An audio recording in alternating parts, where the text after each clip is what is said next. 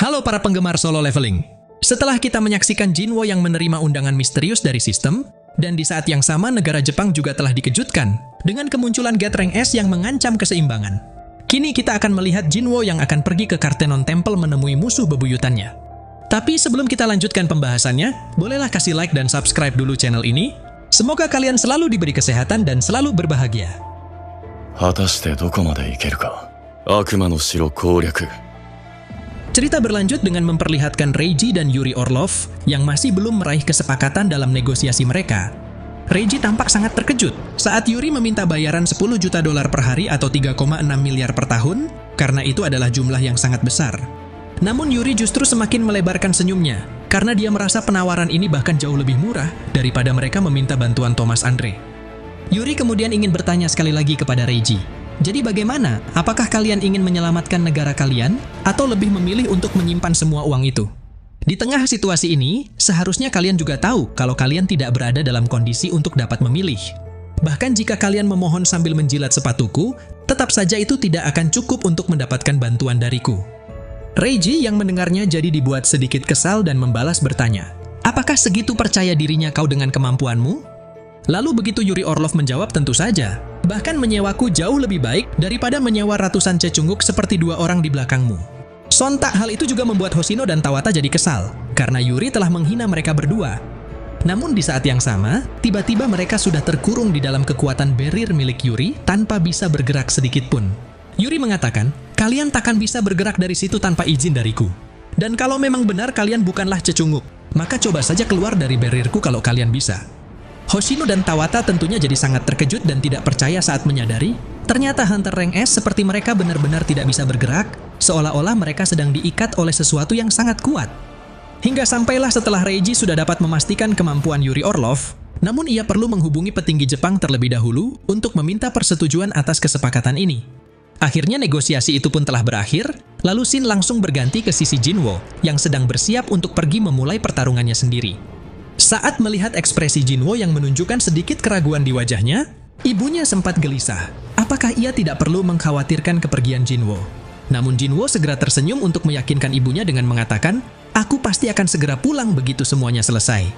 Jinwo kemudian melihat pesan dari sistem yang memberitahukan bahwa batas waktu untuk menggunakan kunci Kartenon hanya tersisa 1 menit 2 detik lagi.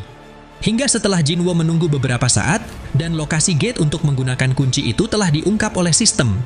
Disinilah Jinwo segera pergi menuju ke lokasi gate tersebut, yang kebetulan muncul di sekolah jinah lagi. Namun begitu Jinwo menanyakan kepada staf asosiasi, sudah berapa lama gate-nya muncul, lalu staf itu menjawab sudah 3 hari. Sontak Jinwo benar-benar jadi kesal, karena ia merasa telah ditipu oleh sistem. Padahal sistem jelas-jelas mengatakan bahwa lokasi gate-nya akan muncul pada waktu yang ditentukan, tapi gate ini malah sudah terbuka selama 3 hari. Jinwo yang menyadari gate ini sangatlah berbahaya meskipun ranknya hanyalah C.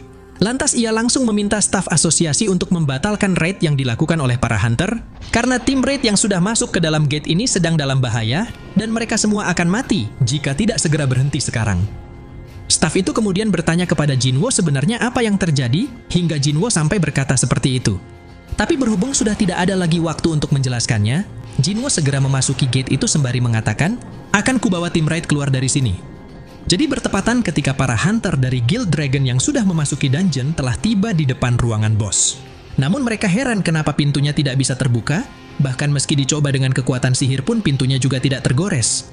Pada saat itulah Jinwo muncul dari arah belakang mereka sembari mengatakan, ruangan itu adalah jebakan. Para hunter yang melihat kedatangan Jinwo tentu jadi terkejut. Kenapa Jinwo ada di sini? Dan bagaimana dia bisa tahu ada jebakan di dalam ruangan itu? Lalu dengan memperlihatkan tatapan dinginnya, Jinwo pun menjawab, tempat ini sangat berbahaya, jadi akulah yang akan ambil alih dari sini, kalian pulanglah sekarang juga. Setelah mengatakannya, Jinwo mulai mendekati pintu masuk ruangan itu, dan langsung membukanya dengan kunci Kartenon yang ia dapatkan dari sistem. Sontak para hunter yang melihatnya jadi semakin terkejut dan kebingungan, bagaimana cara Jinwo membuka pintunya dengan mudah. Padahal sejak tadi mereka tidak bisa membukanya, walau sudah melakukan berbagai macam cara. Seorang hunter kemudian mencoba memperingatkan Jinwo bahwa Jinwo tidak berhak mengambil alih raid mereka, karena Guild Dragon sudah membeli hak raid dungeon ini. Bahkan meski Jinwo adalah hunter rank S, tetap saja bukan berarti Jinwo bisa berbuat seenaknya. Begitu mendapat protes dari para hunter, Jinwo sama sekali tidak keberatan jika mereka ingin masuk ke dalam ruangan tersebut. Namun ketika salah satu hunter baru saja melangkahkan kakinya memasuki ruangan itu, sialnya sistem malah menolak aksesnya, lalu tiba-tiba ada patung prajurit raksasa yang sudah bersiap untuk menyerang hunter itu. Tapi beruntung hunter itu masih sempat diselamatkan oleh Jinwo saat tebasan pedang musuh telah diayunkan padanya.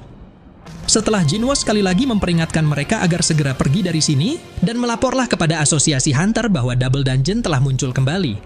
Di sini Jinwo sang pemegang kunci mulai memasuki ruangan itu sendirian, lalu pintu masuknya seketika langsung tertutup rapat.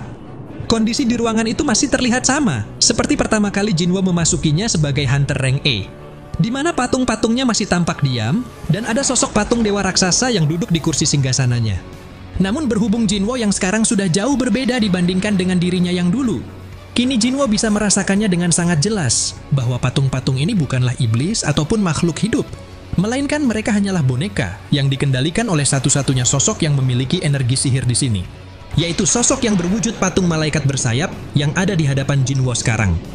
Pada awalnya patung itu hanya diam saja ketika Jinwo bertanya, jadi ternyata kaulah musuh yang sebenarnya. Tapi setelah Jinwo kembali mengatakan, mau sampai kapan kau akan menutup mulutmu? Sekarang aku sudah ada di sini, jadi jawablah pertanyaanku.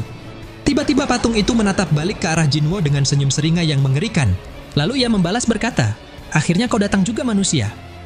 Sementara di saat yang sama di negara Jepang, di sini terlihat Yuri Orlov yang akhirnya telah tiba di Jepang setelah penawarannya disetujui. Yuri Orlov yang saat itu ditanyai oleh para reporter, bagaimana caranya akan menahan Gate Rank S yang muncul di negara ini.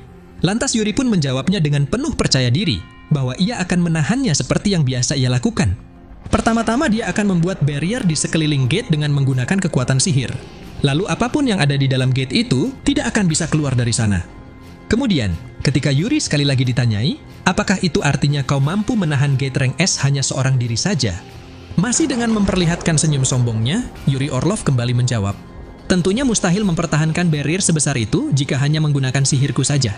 Namun karena kekuatanku bisa menyerap sihir dari area sekitar dan menstabilkan barriernya, maka aku memerlukan kristal mana dalam jumlah banyak yang diletakkan di wilayah Tokyo, lalu energi sihir dari kristal itulah yang nantinya akan diserap oleh lingkaran sihirku.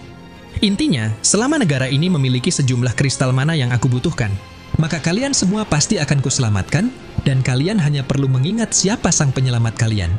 Kabar tentang negara Jepang yang meminta bantuan Yuri Orlov kini telah tersebar ke seluruh dunia termasuk Korea. Ketua Gogunhi yang melihat berita itu kemudian berkata, aku tidak yakin apakah Yuri Orlov akan sanggup menahan gate-nya, tapi aku tahu apa konsekuensinya jika dia gagal. Lalu ketika Gogunhi menanyakan kepada Wo Jinchul, apakah belakangan ini ada kabar terbaru dari Sung Jinwo? Di sini Wo Jinchul langsung memberikan laporan yang berisi daftar permintaan Ahjin Guild untuk mendapatkan hak melakukan raid. Gogunhi cukup terkesan saat mengetahui bahwa Guild Ahjin milik Jinwo kini sudah bisa bersaing dengan guild yang lebih besar seperti Guild Hunters White Tiger dan Guild Reaper.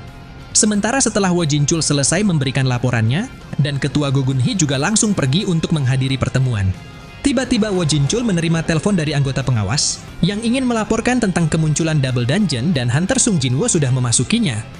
Lalu bertepatan dengan Wo Jinchul yang kaget dan juga bertanya-tanya, sebenarnya apa lagi yang terjadi kali ini? Shin kemudian kembali berfokus ke sisi Jinwo yang sedang berhadapan dengan patung malaikat. Patung malaikat itu terlihat mulai menunjukkan eksistensinya dengan mengepakkan keenam sayapnya di hadapan Jinwo. Namun Jinwo tidak tergoyahkan sedikit pun, sebaliknya ia justru tetap berdiri dengan tenang. Saat melihat malaikat itu menghancurkan tablet yang bertuliskan peraturan untuk menyelesaikan dungeon ini, lantas Jinwo langsung berkata, jadi dari awal, aturan yang tertulis di situ tidak ada artinya. Lalu begitu sang patung malaikat menjawab kau salah, namun lebih tepatnya peraturan itu sudah tidak penting lagi. Di sini Jinwo pun kembali menanyakan, jadi apa kaulah yang memanggilku kemari? Kemudian makhluk itu langsung menjawab kau benar. Tapi ketika Jinwo sekali lagi bertanya, apakah kau monster? Pada saat itulah, ketegangannya baru saja akan dimulai. Karena satu persatu dari semua patung yang ada di sana telah dibangkitkan ketika malaikat itu berkata, seharusnya kau tidak menanyakan tentang siapa aku, melainkan apa sebenarnya aku ini. Ini adalah ujian terakhir untukmu. Dan jika kau masih bertahan sampai ujiannya selesai, maka akan kuberitahu semua kebenarannya padamu. Karena itulah hadiah yang akan kuberikan dari ujian terakhir ini. Saat patung-patung kesatria di ruangan itu mulai bergerak mendekati Jinwo, Jinwo juga langsung memanggil prajurit bayangannya untuk menghadapi mereka. Namun betapa terkejutnya Jinwo.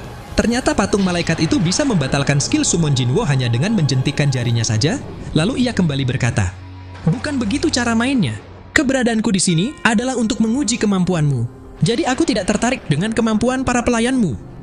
Bersamaan dengan itu, tiba-tiba juga muncul pesan dari sistem yang mengatakan bahwa semua skill spesifik Jinwo akan dibatasi untuk ujian terakhir. Bahkan Jinwo juga tidak bisa menggunakan potion dan mengakses toko, serta efek pemulihan status dari kenaikan level. Karena semua hal itu dilarang oleh sistem, dan Jinwo tidak bisa keluar dari sini hingga ujian terakhirnya selesai. Setelah mengetahui semua pembatasan tersebut, tentunya Jinwo jadi dibuat sangat kesal.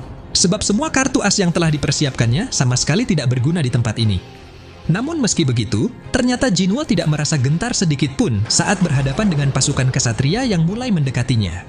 Lagi pula, karena Jinwo masih bisa mengakses inventori penyimpanan senjatanya, maka ia akan mengalahkan mereka semua dengan kekuatannya sendiri. Salah satu patung itu kemudian mulai melancarkan serangannya kepada Jinwo dengan tusukan pedang. Namun dengan sigap, Jinwo masih bisa menghindarinya dan langsung menangkap pedang itu dengan tangan kosong saja. Yang kemudian Jinwo lanjutkan dengan mematahkan pedangnya, lalu melemparnya balik ke arah musuh. Hingga begitu patahan pedang itu menancap tepat di kepala musuh yang membuatnya terhuyung.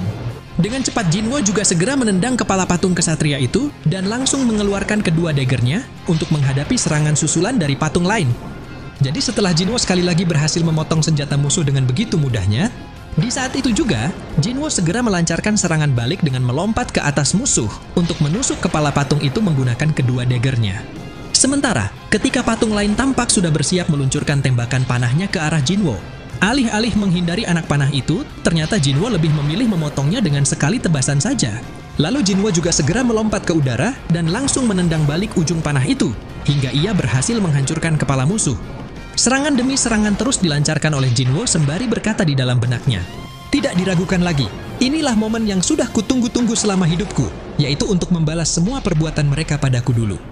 Ketika seluruh patung kesatria itu mulai menyerbu Jinwo dengan serangan mereka masing-masing, di lain sisi, terlihat si patung malaikat yang terus menyaksikan pertarungannya dari udara sembari berkata, "Sungguh mengesankan, kau bisa sampai sejauh ini dengan tubuh manusia. Jadi memang benar, ternyata kau sudah berkembang dengan baik." Di sini kita pun dapat melihat Jinwo yang terus-menerus mendapat serangan dari musuh, namun Jinwo masih bisa mengatasinya karena setiap pergerakan musuh terlihat dengan jelas di matanya. Hingga sampailah ketika si patung malaikat kembali mengatakan, "Kuakui kau memang luar biasa, tapi masih terlalu awal untuk mengakhiri ujiannya." Pada saat itulah, Jinwo langsung dikejutkan dengan kebangkitan sang patung dewa yang mulai berdiri dari singgasananya. Hingga ketika ia melangkahkan kakinya yang berat itu, seketika membuat seluruh ruangan jadi bergetar. Lalu, begitu patung dewa berukuran raksasa itu juga ikut bergabung ke medan pertempuran. Sedangkan para patung lain juga tampak mengelilingi Jinwo dengan tatapan membunuh, seolah-olah tidak ada celah bagi Jinwo untuk lari, bahkan tempat untuk bersembunyi pun tidak ada. Disinilah sang patung dewa itu kembali memperlihatkan senyum mengerikan yang merekah di bibirnya, sebagai pertanda kehancuran. Matanya yang merah bersinar dapat menembus kegelapan dengan sorot yang tidak berperasaan, saat ia menatap tajam ke arah Jinwo yang berdiri seperti semut kecil di bawahnya. Sementara di sisi lainnya, patung malaikat juga mulai menunjukkan sebuah simbol bercahaya di dahinya saat ia berkata, "Sekarang tibalah waktunya untuk memuja sang dewa." Kata-kata itu bukan sekedar untuk mengungkapkan sebuah perintah, melainkan juga sebagai vonis untuk menuntun Jinwo menuju kehancuran. Namun, meskipun saat ini sudah tidak ada lagi jalan mundur bagi Jinwo, nyatanya Jinwo tetap tidak tergoyahkan di hadapan kekuatan mengerikan lawannya. Dan dimulai dari sini, Jinwo akan bertarung mati-matian demi mengungkapkan semua kebenaran tentang sistem serta kekuatannya yang selama ini menjadi misteri. Nah, jadi inilah keseluruhan cerita dari video solo leveling season 3 episode kali ini. Terima kasih buat teman-teman yang sudah nonton sampai selesai. Kira-kira akan ada keseruan apalagi setelah ini? Tetap nantikan update video lanjutannya hanya di channel Onobe.